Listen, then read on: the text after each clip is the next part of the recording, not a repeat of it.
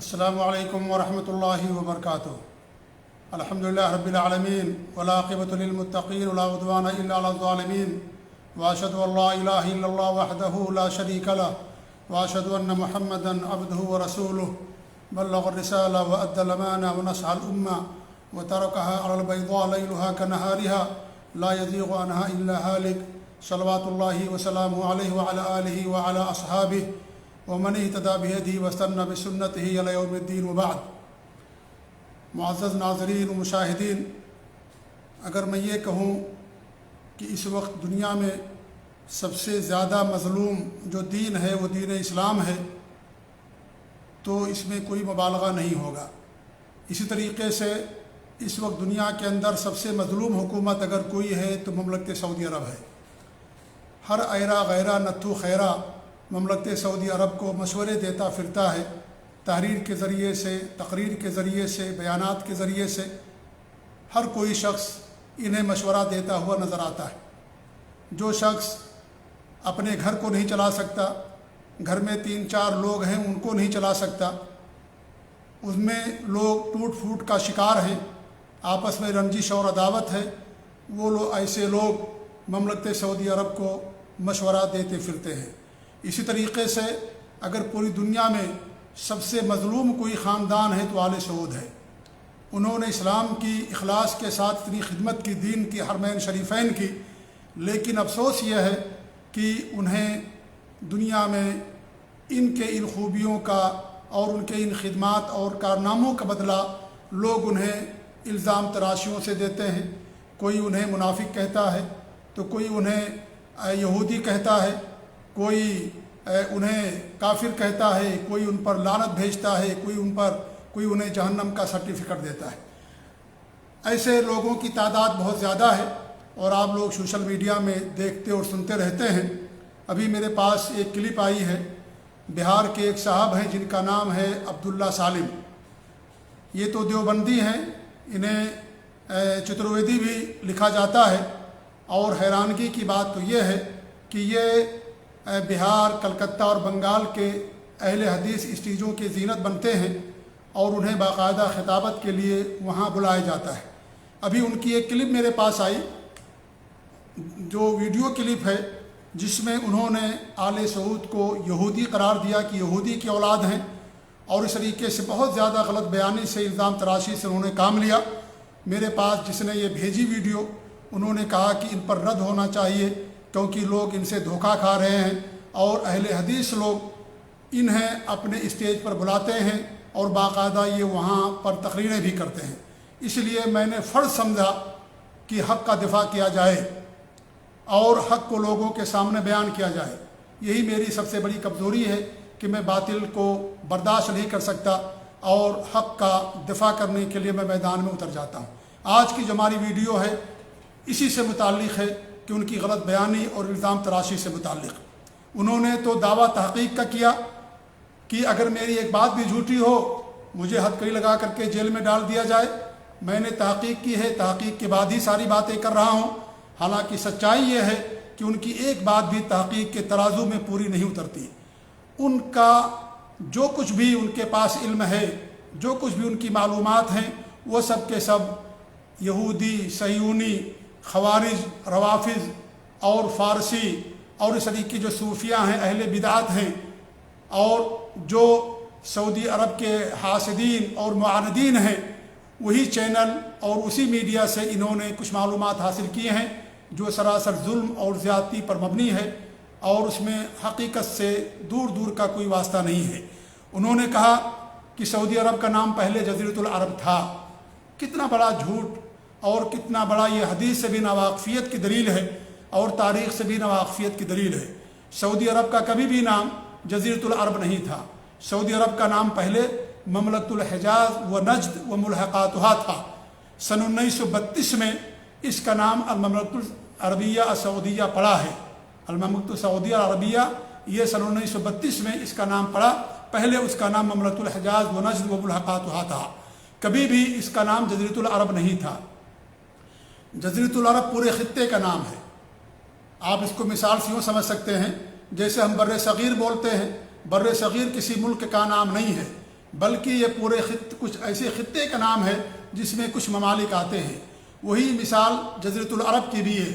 جزیرۃ العرب کے اندر بہت سارے ملک آتے ہیں، ان میں سعودی عرب ہے، یمن ہے، اور اس طریقے سے اور بہت سارے ممالک ہیں جو جزیرۃ العرب کے اندر آتے ہیں۔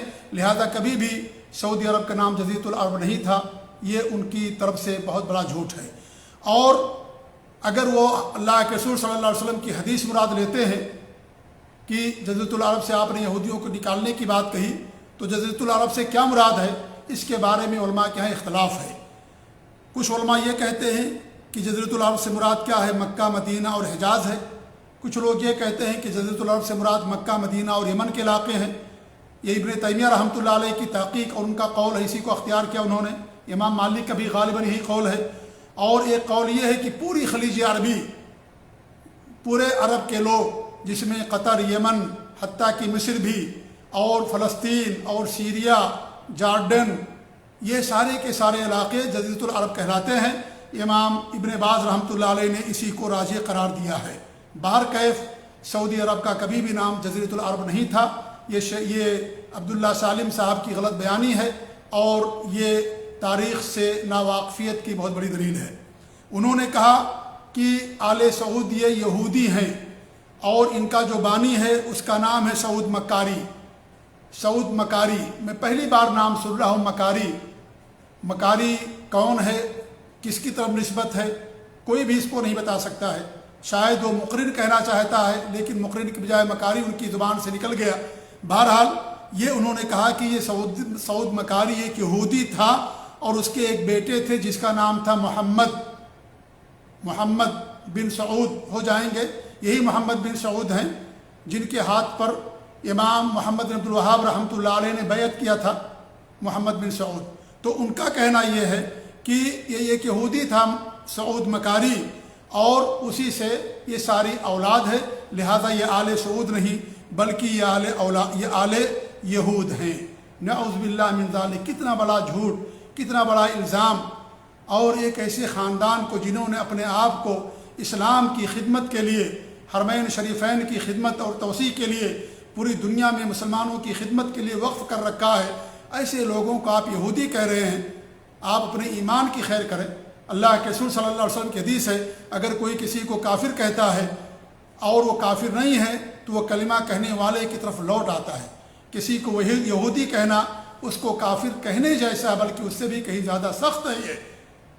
لہذا ایک انسان کو بات کرنے سے پہلے سوچنا چاہیے کہ میں جو بات کہتا ہوں کتنی بڑی بات کہتا ہوں۔ میں کسی قوم کی دشمنی انسان کو اس بات پر نہ ابھارے کہ وہ عدل و انصاف سے کام نہ لے، بلکہ عدل و انصاف سے انسان کو کام لینا چاہیے۔ اللہ تعالیٰ کے ارشاد ہے، وَلَا يَجْرِمَنَّكُمْ شَنَآنُ قَوْمٍ عَلَىٰ أَلَّا تَعْدِلُوا اعْدِلُوا هُوَ أَقْرَبُ لِلتَّقْوَىٰ۔ قوم کی دشمنی تمہیں اس بات پر نہ ابھارے کہ تم عدل و انصاف کا دامن چھوڑ دو، عدل و انصاف سے کام لو، یہی تقویٰ کے قریب ہے، بلکہ یہی تقویٰ ہے۔ وَاتَّقُوا اللَّهَ إِنَّ اللَّهَ خَبِيرٌ بِمَا تَعْمَلُونَ۔ اللہ تعالیٰ سے ڈرو، اللہ تعالیٰ جو تم کچھ کرتے ہو خبر رکھنے والا ہے۔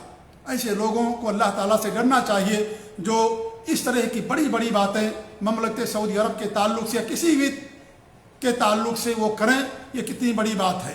میرا سوال یہ ہے کہ اگر یہ یہودی ہیں تو ہر سال مملکت سعودی عرب کی طرف سے پوری دنیا کے لوگوں کو، چاہے مسلمان ممالک ہوں یا غیر مسلم ممالک ہوں، وہ لوگ اپنے خرچ پر حج پر بلاتے ہیں، اور اس میں اکثر تعداد ان لوگوں کی ہوتی ہے جو ان کے مخالفین ہوتے ہیں، جو ان کے عقیدے اور منہج پر نہیں ہوتے ہیں، ان کو بلاتے ہیں۔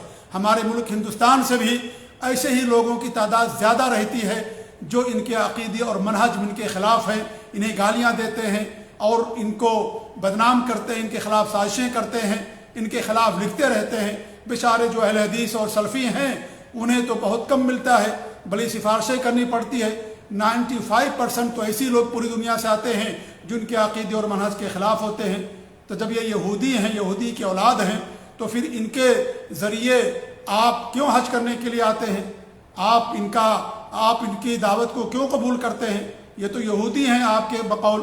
اس طریقے سے آپ دیکھیے، جب سعودی عرب کے سابق فرمانرواں خادم الحرمین الشریفین ملک فہد بن عبدالعزیز رحمۃ اللہ علیہ نے مدینہ کے اندر مجمع الملک الفہد لطباعت المصحف الشریف قائم کیا، اور یہ دنیا کا سب سے بڑا مطبع ہے جہاں سے قرآن کریم کی خدمت کی جاتی ہے، اور دنیا کی بڑی بڑی زبانوں میں قرآن کریم کی تفسیر کی گئی، اس کے ترجمے کیے گئے، اردو زبان کے اندر بھی دیگر زبانوں میں بھی۔ اگر یہ یہودی ہیں تو میرا سوال یہ ہے کہ پھر آپ کے علماء نے یہاں سے مجمل ملک فہد سے کیوں اپنی تفسیر کو تباہ کرایا اور دنیا کے اندر اس کو عام کرانے کی کوشش کی، اور جب اس تفسیر پر قدغن لگائی گئی، اسے بند کیا گیا، تو پھر آپ نے واویلا کیوں مچایا گیا؟ اور اس کے بدلے جب ایک تفسیر جو سلف صالحین کے عقیدے اور منہج کے مطابق ہے، احسن البیان، جسے پاکستان کے ایک بڑے عالم دین علامہ صلاح الدین یوسف رحمۃ اللہ علیہ نے جس تفسیر کو لکھا تھا، اس تفسیر کو جب یہاں سے شائع کیا گیا، اور وہ تفسیر جس میں اللہ رب العالمین کے عرش پر ہونے کی غلط تعویل کی گئی، صفات کی تعویل کی گئی غلط، اور غلط معنی بیان کیا گیا، انکار بھی کیا گیا، اور غلط تفسیر جو تھی جب اس کو یہاں سے ختم کیا گیا، تو آپ نے اتنا واویلا کیوں مچایا، اتنا ہنگامہ کیوں مچایا، جب یہ یہودی ہیں اور یہودی کی اولاد ہیں؟ اگر یہ یہودی اور یہودی کی اولاد ہیں تو کیوں؟ اور پھر آپ دیکھیں ہمارے ملک کے اندر جتنے بھی مدارس ہیں، یہ جو لوگ ان کے خلاف ہیں، وہ لوگ سب سے زیادہ ان سے امداد لے کر کے جاتے ہیں۔ بیچارے اہل حدیثوں کو تو آٹے میں نمک کے برابر ملتا ہے، لیکن جو ہمیشہ ان کے خلاف بولتے ہیں، ان کے عقیدے اور منہج کے خلاف ہوتے ہیں، وہ لوگوں کو باقاعدہ سعودی عرب سے ہمیشہ امداد سب سے زیادہ ملتی ہے، اور باقاعدہ ان کی مدد کی جاتی ہے۔ تو یہ یہودی ہیں تو آپ کو ان کی مدد نہیں لینی چاہیے، آپ کو چھوڑ دینا چاہیے۔ آپ کیا یہودیوں کے محتاج ہیں کہ آپ اپنے یہودیوں سے آپ جو ہے مدد لیں؟ تو یہ جو انہوں نے بات کہی ہے یہ سراسر جھوٹ ہے، الزام تراشی ہے۔ حقیقت یہ ہے کہ ان کو سعودی عرب کی تاریخ کے بارے میں ذرہ برابر بھی علم نہیں ہے۔ یہ کہا انہوں نے کہ جو آل سعود ہیں یہ اصلی نہیں ہے، عرب نہیں ہے یہ انہوں نے کہا۔ حالانکہ سچائی یہ ہے کہ جو آل سعود ہیں یہ ان کی تاریخ بڑی قدیم ہے، یہ خالص عرب کے لوگ ہیں، یہ بنو حنیفہ سے ان کی تاریخ ملتی ہے، اور بنو حنیفہ بنو بکر بن وائل سے ان کا تعلق تھا۔ اور جو حالیہ سعودی عرب ہے اس کے جو بانی ہیں وہ سعود بن محمد آل مقرن ہیں، جو قبیلے بنی حنیفہ سے تعلق رکھتے تھے۔ یہ درعیہ کے سب سے پہلے حاکم تھے، اور انہی کی طرف نسبت کرتے ہوئے سعودی عرب کا نام رکھا گیا، المملکۃ العربیۃ سعودیۃ العربیہ، انہی کی طرف نسبت کرتے ہوئے نام رکھا گیا۔ سعود کتنا پیارا نام ہے، جس نام سے ہی سعادت واضح ہوتی ہو، اس میں شقاوت اور بدبختی کہاں سے آ سکتی ہے؟ اللہ نے اس طریقے سے ان کو نام عطا کیا کہ ان کے نام ہی سے سعادت اور خوشبختی کی دلیل ہے یہ المملکۃ العربیہ سعودیۃ العربیۃ سعودیہ۔ تو یہ اصل سعود بن مقرن بن محمد آل مقرن، ان کی طرف مملکت سعودی عرب کی نسبت ہے، اور ان کی حکومت جو قائم ہوئی تھی اسی لیے ان کو آل سعود کہا جاتا ہے۔ اور ان کا دوسرا لقب آل مانے بھی ہے، اور آل مانے اس لیے کہ مانے ایک بنو حنیفہ کے ایک بڑے ہی با اثر اور بہادر اور زیرک انسان گزرے ہیں، اس لیے اور انہوں نے درعیہ کی تاسیس کی تھی، وہاں مضبوط قلعے اور مکانات تعمیر کیے، اور قلعوں ہی کی وجہ سے اسے درعیہ کہا جانے لگا، ورنہ پہلے وہ ملیبید اور غذیبہ کے نام سے جانا جاتا تھا۔ تو یہ مانے بہت بڑے اور مشہور آدمی تھے اس بنو حنیفہ کے خاندان کے، اس لیے ان کی طرف نسبت کرتے ہوئے ان کو آل مانے بھی کہا جاتا ہے۔ اس طریقے سے ان کا دوسرا ایک لقب ہے تیسرا آل مقرن، کیونکہ مقرن بن مرخان کی طرف یہ منسوب ہے، یہ بھی بنو حنیفہ سے تعلق رکھتے تھے، اس لیے ان کو آل مقرن کہا جاتا ہے۔ یہ تینوں جو نسبتیں ہیں لوگوں نے بھلا دی ہیں، یا ان تینوں نسبتوں کو سے یاد کرنے کے بجائے انہیں لوگ آل یہود کہتے ہیں، آل سلول کہتے ہیں، منافق کہتے ہیں، یہودی کہتے ہیں، اور نہ جانے کیا کیا کہتے ہیں۔ ہم کہتے ہیں آپ کہتے رہیے، ان کے میزان حسنات ہی میں اضافہ ہوتا ہے، اللہ تعالیٰ ان کے درجات ہی کو بلند کرتا ہے۔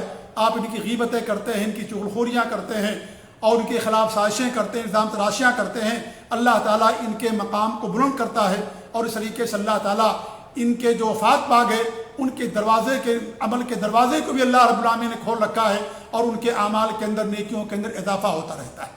آپ لوگ اپنے ایمان کی خیر منائیں۔ تو بہرحال یہ ان کی مختصر تاریخ ہے، اور ان کا 3 دور ہے۔ پہلا دور جو سعود بن محمد آل مقرن سے شروع ہوتا ہے، سن 1718 عیسوی کے اندر ان کو وہاں حکومت ملی، اور یہ حکومت 100 سال تک 1818 تک قائم رہی. یہ 100 سال تک جو یہ حکومت قائم تھی. اور انہی کے جو تیسرے حکمراں تھے محمد بن سعود بن محمد، انہی کے ہاتھ پر جا کر کے 1744 میں امام الدعوہ مجدد دین و ملت امام محمد بن عبد الوہاب رحمۃ اللہ علیہ نے جا کر کے بیعت کیا تھا. اور جب انہوں نے بیعت کیا تو شرک اور بت پرستی کے اڈے تھے، ان تمام چیزوں کو انہوں نے درعیہ سے ختم کیا اور اس طریقے سے علماء کی قدر کی اور توحید اور سنت کی کتابوں کی نشر و اشاعت کی. اور پوری دنیا سے لوگ اس علاقے کا رخ کرنے لگے علماء، اور انہوں نے علماء کو جگہ دیا اور اس طریقے توحید و سنت کا غلغلہ ہوا، بول بالا ہوا. جو شرک اور بدعات و خرافات تھی اس کا دائرہ سمٹتا جا رہا تھا، یہاں تک کہ اس حکومت کو اس ترکیوں نے کئی مرتبہ ختم کرنے کی کوشش کی، لیکن آخری بار سن 1818 میں مصر کے والی مصر ابراہیم پاشا کے ذریعے سے انہوں نے اس حکومت کو ختم کیا. یہ ان کا دور 100 سال تک تھا. دوسرا دور 1824 سے لے کر کے 1851 تک پر مشتمل ہے. یہ 67 سال تک یہ دور چلا، یہ حکومت چلی. اسے بھی ختم کر دیا گیا. جو حائل کے حاکم تھا جس کا نام تھا ابن رشید، اس نے ان کی حکومت کو ختم کیا. اور یہ لوگ ابھی جو یہاں کے فرمانروا ہیں، ان کے جو والد تھے عبدالعزیز، چھوٹی سی ان کی عمر تھی، ان کے دادا تھے عبد الرحمن جن کی حکومت تھی، اور یہ حکومت دوسری بار 67 سال تک چلی. پھر یہ لوگ کویت چلے گئے. اس کے بعد تیسرا جو ان کا دور ہے، یہ ان کی تاریخ کا سب سے سنہرا دور ہے. اور یہ دور جو ہے 1902 سے لے کر کے اب تک یہ قائم ہے، اور انشاءاللہ قیامت کی آخری صبح تک قائم رہے گا. ہمارے اللہ تعالیٰ سے دعا ہے کہ اللہ رب العالمین کی حکومت کو قیامت تک باقی رکھے. ان کے جو معاندین ہیں، حاسدین ہیں، اللہ تعالیٰ ان کو غارت کرے، ان کو برباد کرے، اور اس حکومت کو اللہ تعالیٰ قیامت کے آخری صبح تک قائم رہے. اللہ تعالیٰ ان کی مدد کرنے والا ہے. ان کے سب دشمن ہیں، لیکن اس کے باوجود یہ الحمدللہ یہ حکومت آج بھی قائم ہے اور ترقی کے منازل دن بدن طے کرتی جا رہی ہے اور طے کرتی جائے گی. تو ان کا تیسرا دور ہے سن 1902 سے لے کر کے اب تک تقریباً 119 سال گزر چکے ہیں. یہ حکومت ابھی بھی قائم ہے، اور تینوں دور اگر ملا لیا جائے تو 265 سال کا دور بنتا ہے. دنیا میں اس وقت اس سے بڑی اور پرانی کوئی حکومت نہیں ہے. 265 سال تقریباً اس کے آس پاس سمجھ لیجیے اس حکومت کے پر قائم ہوئے گزر گئے.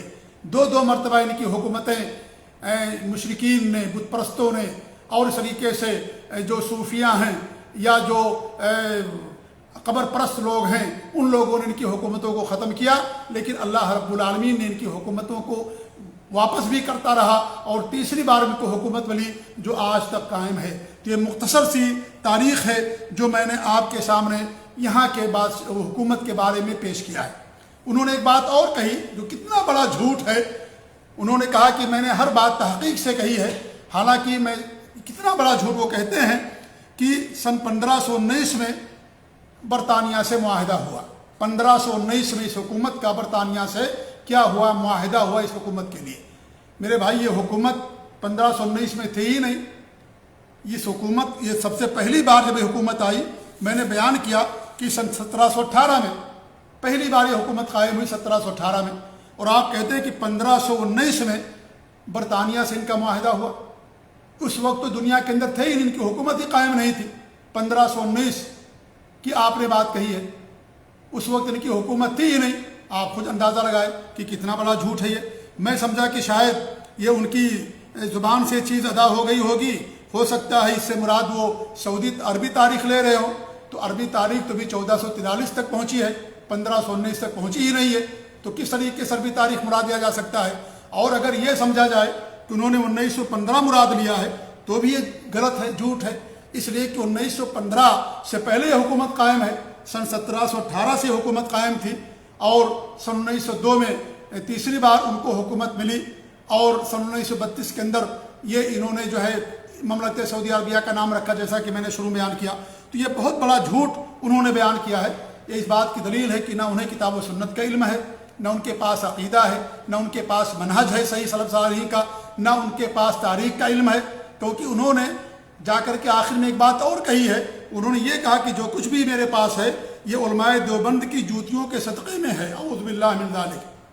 کتنی حیرانگی ہوتی ہے مجھے یہ بات سن کر کے کہ اہل حدیث لوگ انہیں اپنے اسٹیج پر بلاتے ہیں، بہار، بنگال اور اس طریقے سے ان علاقوں میں جس آدمی کا عقیدہ یہ ہو کہ اس کے پاس جو کچھ بھی ہے وہ دیوبند کی علماء دیوبند کی حدیثوں جوتیوں کے صدقے میں، مکہ کے مشرکین کا جرم کیا تھا؟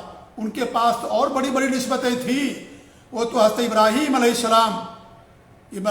السلام کی نسبت رکھتے تھے، ان کے صدقے اور طفیل میں اللہ تعالیٰ سے مانگا کرتے تھے۔ حضرت موسیٰ علیہ السلام، حضرت عیسیٰ علیہ السلام، یہ سب اولوالعزم رسولوں میں سے ہیں، اولوالعزم رسولوں میں سے ان کے پاس تم سے بڑی بڑی نسبتیں تھیں، پھر ان کا کیا جرم تھا کہ ان کو مشرک قرار دیا گیا؟ تو میرے بھائی کتنی بڑی بات کہی انہوں نے۔ حیرانگی ہوتی ہے مجھے کہ اہل حدیثوں کو کیا ہو گیا، سلفیوں کو کیا ہو گیا؟ کیا تمہارے پاس علماء نہیں ہیں؟ کیا تمہارے پاس مقررین اور خطبہ نہیں ہیں؟ الحمدللہ ہماری جماعت بانج نہیں ہے، الحمدللہ ہماری جماعت میں ایک سے ایک بڑے عالم دین ہیں، محدث ہیں، مفسر ہیں، محقق ہیں، مورخ ہیں، عربی زبان کے جاننے والے الحمدللہ ایک سے ایک موجود ہیں۔ ایسے لوگوں جن کا عقیدہ اتنا خراب، اتنا غلط، جس آدمی کا عقیدہ خود غلط ہو وہ کیا آپ کو صحیح عقیدے کی تعلیم دے سکتا ہے؟ فاقد الشیء لا یعطیہ، یہ عربی کا قاعدہ ہے کہ جو آدمی کسی چیز سے محروم ہو وہ آپ کو نہیں دے سکتا۔ ایک فقیر انسان جو 1 روپیے کا محتاج ہو وہ آپ کو مال و دولت نہیں دے سکتا، وہ نہیں دے سکتا آپ کو، اس کے پاس ہے ہی نہیں ہے۔ لہذا یہ بڑے افسوس کی بات ہے، بڑی حیرانگی مجھے ہوتی ہے جب میں نے یہ سنا کہ وہاں کے لوگ باقاعدہ ان کو بلاتے ہیں۔ یہ ان کا مبلغ علم ہے، یہ ان کی تحقیق ہے جو انہوں نے تحقیق کیا، اور یہ ان کا علم ہے تاریخ کا اور حدیث اور جو ہے کیا نام ہے ملکوں کا، یہ ان کا تاریخ دانی کا یہ علم ہے۔ تو کتنا بڑا جھوٹ انہوں نے اس کے تعلق سے بیان کیا۔ اس طریقے سے وہ کہہ رہے ہیں کہ 40 سینما گھر حرمین میں کھلے ہوئے ہیں، 40 سینما گھر، نعوذ باللہ من ذالک، کتنا بڑا جھوٹ ہے۔ قل ہاتوا برہانکم ان کنتم صادقین، میں ان سے یہی کہوں گا دلیل لے کر کے آؤ۔ یہ صہیونی اور جھوٹ جو میڈیا ہے اس پر تکیہ مت کرو، یہ سب جھوٹے لوگ ہیں، مکار لوگ ہیں، اور اس طریقے سے ان کے تعلق سے جھوٹی خبریں نشر کرتے ہیں۔ جو ان کی خدمات ہیں، کارنامے ہیں، ان کو یہ نہیں بیان کرتے۔ ابھی آپ دیکھیے یہاں کے بڑے عالم دین ہیں صالح الوحیدان حفظہ اللہ، جو بیمار ہیں، پہلے یہاں کے جو قاضی القضات تھے وہ بیمار ہیں، ان کی عیادت کرنے کے لیے ملک سلمان حفظہ اللہ جاتے ہیں۔ خود ملک سلمان بیمار ہیں لیکن پھر بھی ان کی عیادت کرنے کے لیے مستشفیٰ ہاسپٹل تشریف لے گئے ملک سلمان حفظہ اللہ، اللہ تعالیٰ ان کی عمر میں برکت عطا فرمائے۔ آپ دیکھیں علماء سے محبت، علماء کی قدر، علم کی قدر کس طریقے سے یہاں پر ہے۔ ان کی عیادت کرنے کے لیے اتنے بڑے ملک کا سربراہ خود بیمار لیکن ان کی عیادت کرنے کے لیے آتا ہے۔ ایسی خبریں نہیں نشر کرتے ہیں، بدعات کے خلاف، شرک کے خلاف ان کے جو کارنامے دن بدن ہوتے رہتے ہیں ان چیزوں کو نشر نہیں کرتے ہیں لوگ۔ لہذا یہ جو انہوں نے کہا ہے سراسر جھوٹی بات ہے۔ کہیں بھی حرمین شریفین کے اندر کوئی بھی سینما گھر نہیں کھلا ہوا ہے، یہ سب جھوٹ ہے، ایک دم جھوٹ ہے، یہ ایک دم باطل ہے، اس کا حقیقت سے دور دور کا بھی کوئی واسطہ نہیں ہے۔ یہاں تک انہوں نے کہا کہ مندر بنائے جا رہے ہیں اور شیرہ نیاز کیا گیا ہے، بدر کے اندر جو ہے مندر بنائے جا رہے، منادر، جمع کا لفظ استعمال کیا، منادر نہیں، بہت سارے مندر بنائے جا رہے ہیں، شیرہ نیاز کیا گیا۔ میں ان سے پوچھنا چاہتا ہوں کیا شیرہ نیاز کے اندر آپ حاضر تھے؟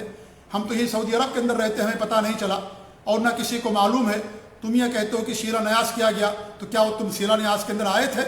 اس کے اندر تمہاری شرکت ہوئی تھی؟ نعوذ باللہ، کتنی بڑی بات تم نے کہہ دی، کتنا بڑا جھوٹ بول دیا مملکت سعودی عرب کے اوپر، یہاں کے بادشاہوں کے اوپر۔ تو اس طریقے سے یہ لوگ جو ہے اس طرح کے جھوٹ بولتے رہتے ہیں۔ اور دیکھیے سعودی عرب سے نفرت اور عداوت کی دلیل بنیاد یہاں سینما گھروں کا کھلنا نہیں ہے۔ یہاں یہ سینما گھر تو آج ہیں، کل یہ سینما گھر نہیں تھے، پہلے نہیں پائے جاتے تھے۔ جب سے یہ حکومت قائم ہوئی، چاہے ان کا پہلا دور ہو، چاہے دوسرا دور ہو یا تیسرا دور ہو، آج تک یہ لوگ ان سے نفرت کرتے آ رہے ہیں۔ لہذا ان سے عداوت اور دشمنی کی دلیل اور وجہ سینما گھروں کا کھلنا نہیں ہے۔ ہم کہتے ہیں غلط ہے، یہ حرام ہے فلم دیکھنا، فلم دکھانا، سینما گھر، تمام چیزیں حرام ہیں، کوئی اس کو جائز قرار نہیں دیتا۔ لیکن میں کہنا چاہتا ہوں میرے بھائیوں کہ فلم دیکھنے سے بڑا جرم ہے شرک کرنا، اس سے بڑا جرم ہے۔ ایک فلم دیکھنے والا اگر شرک نہیں کرے گا وہ جنت کے اندر جا سکتا ہے، لیکن ایک جو فلم نہ دیکھتا ہو اگر وہ شرک کرے گا جنت کے اندر نہیں جا سکتا۔ اللہ نے جنت حرام کر دیا شرک کرنے والوں پر، الحمدللہ یہاں پر شرک کے انڈے نہیں ہیں، یہاں یہ لوگ شرک نہ کرتے ہیں، نہ کرنے کی اجازت دے سکتے ہیں۔ یہاں قبر پرستی نہیں، مزار پرستی نہیں، یہاں عرس نہیں، بدعات اور خرافات نہیں، اس لیے لوگ ان سے عداوت اور دشمنی کرتے ہیں۔ عداوت اور دشمنی کی وجہ یہ سینما گھروں کا کھلنا نہیں ہے، عداوت اور دشمنی کی وجہ ان کی توحید سے محبت ہے، قبر پرستی کی بنیادوں کو مسمار کرنا ہے۔ جب ان کو حکومت ملی، قبروں کو، مزاروں کو، سب کو انہوں نے زمین بوس کر دیا تھا، توحید کو عام کیا، شرک کو دنیا سے ختم کیا انہوں نے الحمدللہ اپنے ملک سے کیا، اور پوری دنیا کے اندر علماء مبعوث کیے جو توحید کا درس دیتے ہیں، لوگوں کو شرک سے روکتے ہیں، سلف صالحین کے عقیدے اور منہج کو لوگوں کے سامنے بیان کرتے ہیں۔ لہذا ان سے دشمنی کی وجہ سینما گھروں کا کھلنا نہیں ہے، ورنہ پہلے دور والوں سے کیوں تم دشمنی رکھتے ہو، دوسرے دور والوں سے دشمنی کیوں تمہیں، تیسرا دور جب شروع ہوا تب کیوں دشمنی تم نے کی ان سے؟ پہلے تو سینما گھر نہیں تھے یہاں پر، کیوں دشمنی رکھتے تھے تم؟ کیوں تم ان کے خلاف کتابیں لکھتے تھے اور ان کو نجس اور پلید کہتے تھے اور اس طریقے سے ان کے اوپر الزام تراشیاں کرتے تھے؟ تو یہ جو سیدھے سادے مسلمان ہیں بیچارے سلفی، کچھ علماء جو اپنے آپ کو سلفی کہتے ہیں، کچھ لوگ ہیں جو ان کے بہکاوے میں آ جاتے ہیں اور ان چیزوں کو لے کر کے مملکت سعودی عرب کو بدنام کرنے کی کوشش کرتے ہیں، ان کے سارے حسنات کو، ساری خوبیوں کو لوگ بھول جاتے ہیں۔ یہ سلف صالحین کا منہج نہیں ہے، یہ سلف صالحین کا طریقہ نہیں رہا ہے۔ اس لیے انہیں اگر عداوت اور نفرت ہے تو توحید سے ہے، اور جو بھی سعودی عرب سے نفرت کرے گا وہی ہوگا جس کو شرک سے محبت ہوگی اور توحید سے نفرت ہوگی، وہی سعودی عرب سے نفرت کرے گا، وہی سعودی عرب سے نفرت کرے گا، یاد کر لیجئے اس بات کو۔ لہٰذا یہ ساری باتیں انہوں نے اس کے اندر بیان کی ہیں، یہ سراسر بے بنیاد باتیں ہیں جو انہوں نے ان کو یہودی قرار دیا اور اس طریقے سے نہ جانے کیا کیا کیا۔ یہ دنیا کا واحد ملک ہے جس کا وجود دعوت اللہ کے نتیجے میں ہوا، پھر بھی یہ یہودی ہیں۔ یہ دنیا کا واحد ملک ہے جس کا دستور کتاب و سنت ہے، اور جب اقوام متحدہ میں لوگوں نے ان سے مطالبہ کیا کہ اپنا دستور پیش کرو، انہوں نے وہاں قرآن پیش کیا۔ قرآن آج بھی وہاں رکھا ہوا، جنہوں نے ہدیے میں دیا وہاں رکھا، ان کا دستور ہے کیونکہ یہ یہودی ہیں۔ اس طریقے سے یہ دنیا کا واحد ملک ہے جہاں حدود کا نفاذ ہے، قاتلوں کو قتل کیا جاتا ہے، اللہ کو معاف کر دے، دیت پر راضی ہو جائیں، شراب پینے والوں پر کوڑے برسائے جاتے ہیں، زانیوں کو رجم کیا جاتا ہے، چوری کرنے والوں کے ہاتھ کاٹے جاتے ہیں، پھر بھی یہودی ہیں، اس لیے ایسا کرتے ہیں۔ یہ دنیا کا واحد ملک ہے جہاں شرک و بدعات کا کوئی اڈا نظر نہیں آئے گا، کوئی مزار، اونچی قبر، جھنڈے، چبوترے، عرس، قبے، قوالیاں، قبروں پر چراغاں، پختہ قبریں، یہ ساری چیزیں آپ کو نظر نہیں آئے گی کیونکہ یہ یہودی ہیں۔ یہ دنیا کا واحد ملک ہے جو علماء کا ادب و احترام ہے، دنیا کے کسی بھی ملک کے اندر یہ ادب و احترام نہیں پایا جاتا ہے چونکہ یہ یہودی ہیں، اس لیے ایسا کرتے ہیں۔ پوری دنیا میں سب سے زیادہ مساجد اور مدارس اور دینی مراکز بنانے والا اگر کوئی ملک ہے تو مملکت سعودی عرب ہے، اور اس کے تو اس لیے کہ یہ یہودی ہیں، اس لیے مساجد اور مدارس کی تعمیر کرتے ہیں۔ یہاں دنیا کا سب سے بڑا قرآن کی طباعت کا، تفسیر کی طباعت کا سب سے بڑا مرکز کھولا گیا ہے، اس لیے کہ یہودی ہیں یہ، اس لیے قرآن کی خدمت کر رہے ہیں یہ لوگ۔ سب سے بڑا مرکز السنہ و سیرہ نبویہ قائم کیا گیا ہے ملک سلمان حفظ اللہ نے مدینہ کے اندر، جہاں پر اللہ کے رسول صلی اللہ علیہ وسلم کی سنت اور آپ کی حدیثوں پر تحقیق کی جاتی ہے، اس لیے کہ یہ لوگ کیا ہیں، کیا نام ہے، یہودی ہیں، اس لیے ایسا کرتے ہیں۔ کتنے بڑے افسوس کی بات ہے کہ انسان اپنی زبان سے ایسی بات کہہ دیتا ہے اور نہیں سمجھتا کہ میری بات کتنی بڑی بات ہے۔ انہوں نے تبلیغی جماعت کے حوالے ساری بات کہی۔ میرے بھائی، تبلیغی جماعت ہی نہیں، یہاں پر کسی بھی جماعت کے لیے اپنی جماعت کا لیبل لگا کر کے دعوت تبلیغ کرنے کی اجازت نہیں ہے۔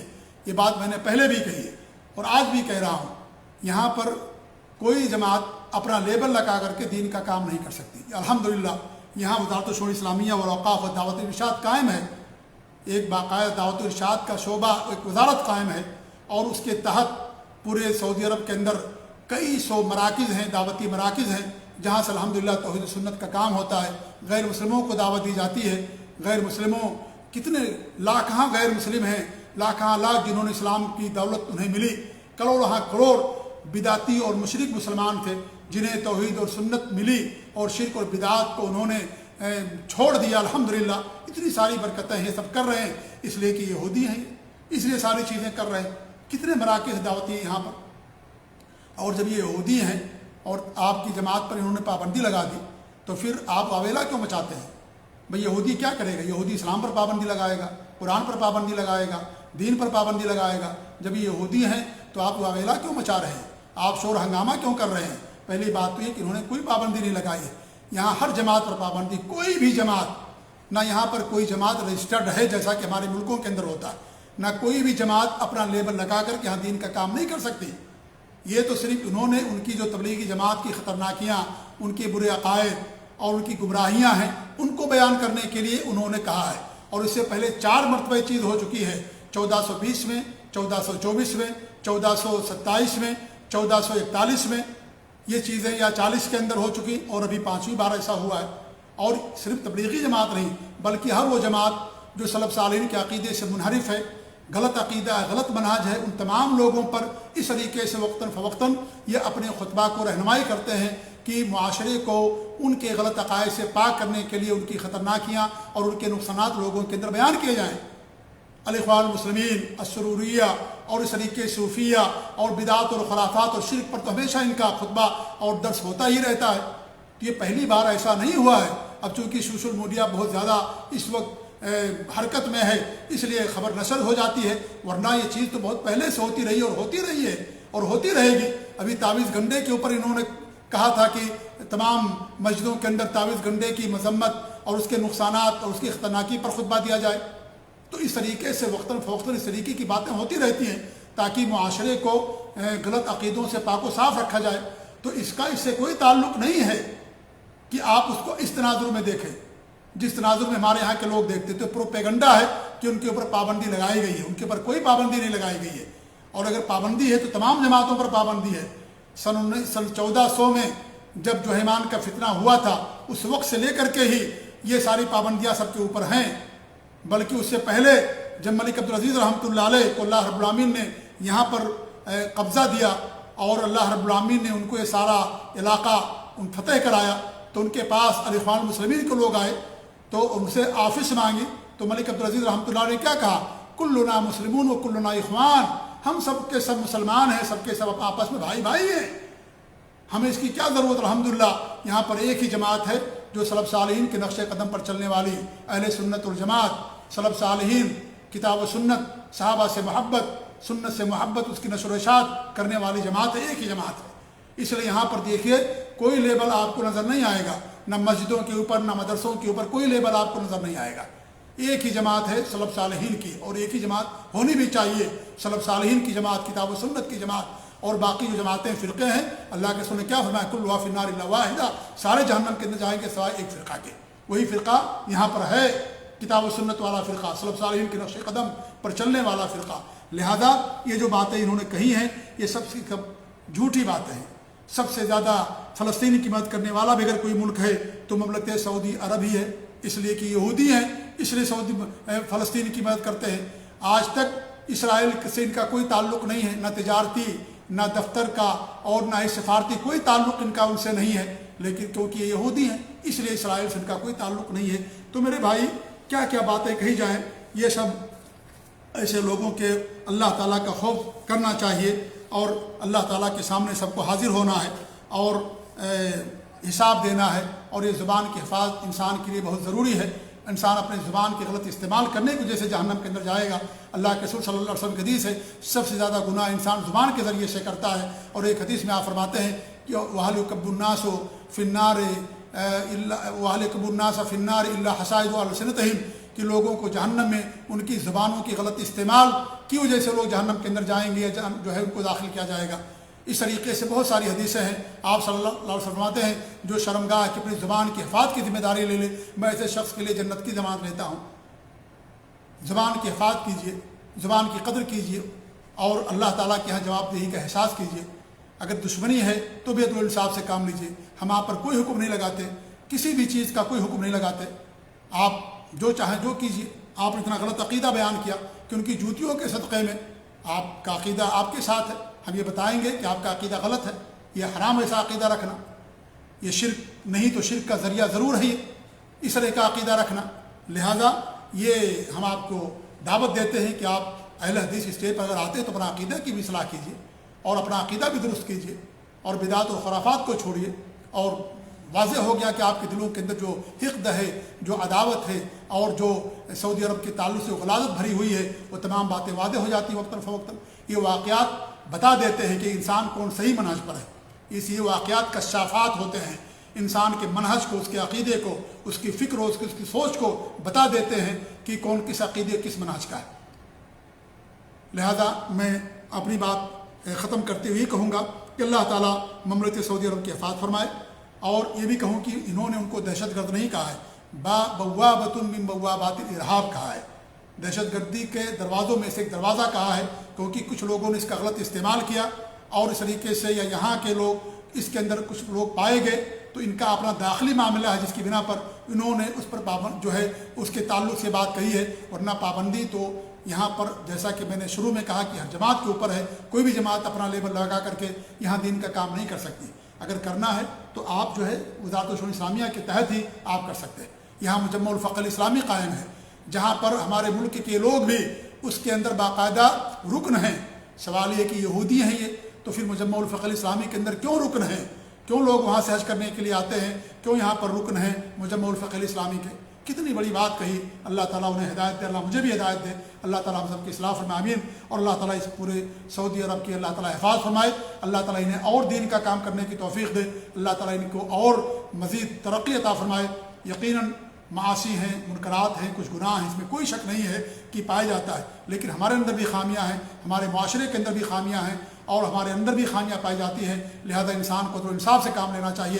اگر آپ کے والدین، آپ کے گھر والے کوئی غلط کام کرتے ہیں، آپ اسے روڈوں پر نہیں بیان کرتے، ان کی اصلاح کرنے کی کوشش کرتے ہیں۔ اس لیے اصلاح کا طریقہ یہ ہے کہ آپ ان کے کان میں کہیں، خاموشی سے ان کی اصلاح کرنے کی کوشش کیجیے۔ اس طرح کی باتیں کرنا، یہ سب جو ہے ہنگامہ کھڑا کرنا ہے اور حکومتوں کے خلاف لوگوں کو رغلانا ہے، یہ خوارج کی پہچان ہے، یہ سلف صالحین کے نقش قدم پر چلنے والوں کی پہچان قطعاً نہیں ہو سکتی ہے، نہ کبھی رہی ہے اور نہ کبھی ہوگی۔